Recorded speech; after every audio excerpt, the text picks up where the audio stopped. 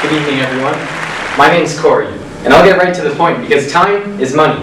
Well, it's true, isn't it? I mean, it's astounding how often this phrase gets thrown around despite how we live our lives. I mean, we do waste a lot of time, and I know wasted time is a subjective matter.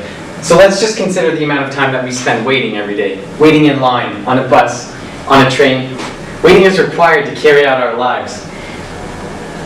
Does anyone know how much time we spend waiting every day? Anyone? Yes? Yes, that's correct. 50 minutes.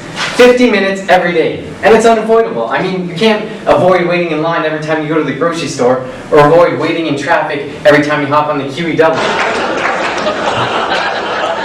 50 minutes every day.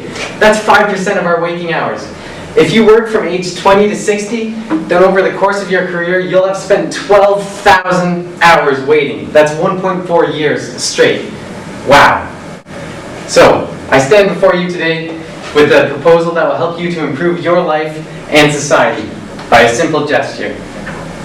Carry around with you a pen and a notepad. Most of us, when we are waiting, we spend this time either zoning out or stressing out. And almost none of us use this time to solve our personal problems. And the reason for this is because we don't feel equipped to record our thought process or any progress that we make in our thinking because we don't have the tools. Well, I know what you're thinking. That requires work. There's no motivation. Well, consider these points. Firstly, the type of work that I'm suggesting is a very valuable way to spend your time. I mean, if you conservatively estimate that some industrial job in which you're solving problems for a living will pay you $25 an hour, then basically it means that you can spend your waiting time every year to increase your life's value by $8,000 per year. Now, is there anyone here who would like an $8,000 increase in salary? Oh, okay, so everyone. Secondly, use this time to plan your day. Every 10 minutes you spend planning will save you 100 minutes in execution. Thirdly, stress. It takes 6 minutes of waiting to become so stressed out that our blood pressure is raised to unhealthy levels.